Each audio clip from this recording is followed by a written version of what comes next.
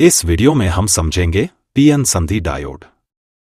PN संधि diode एक अर्धचालक उपकरण है जिससे कई इलेक्ट्रॉनिक घटकों और परिपथ के आधार को बनाया जाता है। इसको बनाने के लिए दो अलग अलग प्रकार के अर्धचालक पदार्थों का उपयोग किया जाता है, उदाहरण के लिए पी प्रकार अर्धचालक या एन प्रकार अर्धचालक। पीएन संधि डायोड इलेक्ट्रॉनिक्स में महत्वपूर्ण भूमिका निभाते हैं। चलिए पीएन संधि डायोड को विस्तार में समझते हैं। पीएन संधि डायोड को समझने के लिए पहले हमें अर्धचालक के मूल सिद्धांतों को समझना होगा। अर्धचालक के मूल और उसकी कार्यप्रणाली विस्तार में समझने के लिए अर्धचालक से संबंधित हमारा वीडियो जरूर देखें, जिसका लिंक इस वीडियो के विवरण में दे दिया गया है। अर्धचालक वह पदार्थ होते हैं जो चालक और कुचालक के बीच के विद्युत गुण प्रदर्शित करते हैं। सिलिकॉन और जर्मेनियम सामान्य अर्धचालक पदार्थ हैं। अर्धचालक में परमाणु क्रिस्टल जालक संरचना में व्यवस्थित होते हैं और उसके बाह्यतम इलेक्ट्रॉन शिथिल रूप से बंधे होते हैं, जिससे कि आवेश आसानी से प्रवाहित हो सके।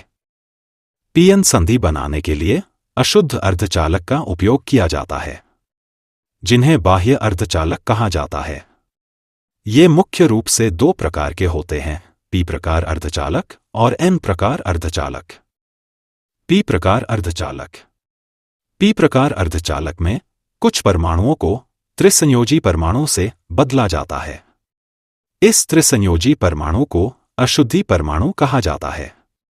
यह अशुद्धि परमाणु शुद्ध परमाणु के साथ सिर्फ 3 बंध बनाते हैं और चौथा बंध न बनाकर उस स्थान पर कोटर उत्पन्न करते हैं, जिससे धारा आसानी से प्रवाहित होने लगती है। एन प्रकार अर्धचालक। एन प्रकार अर्धचालक में कुछ परमाणुओं को पंचसंयोजी परमाणु से बदला जाता है।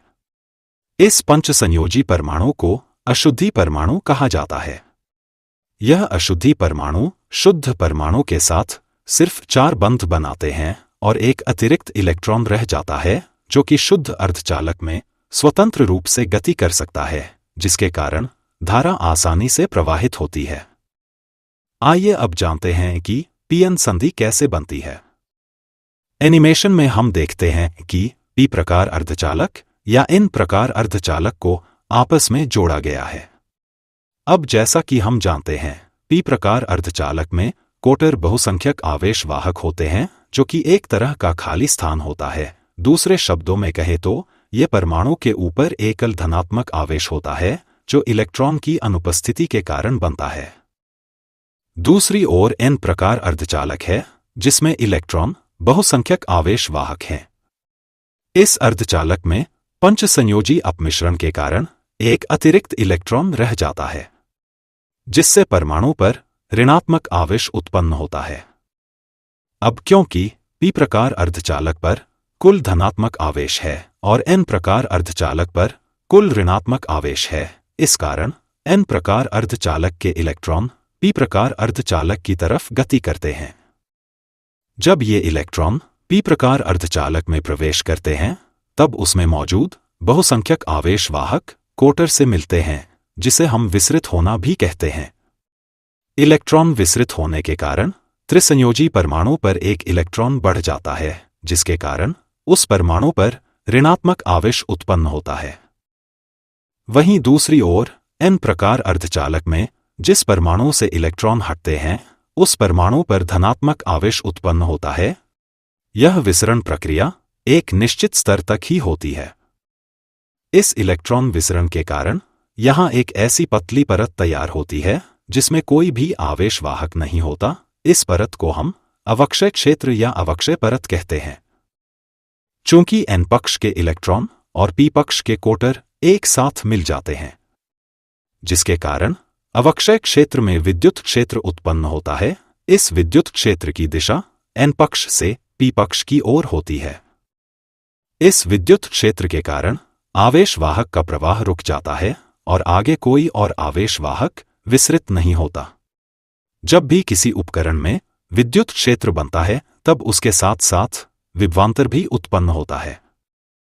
इस अवक्षय परत में जो विभवांतर उत्पन्न हुआ है, उसे हम विभव प्राचीर कहते हैं।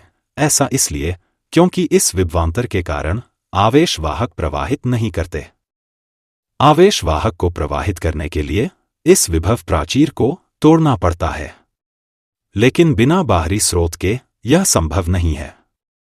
पीएन संधि की इस संरचना को हम पीएन संधि डायोड भी कहते हैं, जिसे एक विद्युत उपकरण के रूप में उपयोग किया जाता है। पीएन संधि डायोड को दो तरीके से संचालित किया जाता है।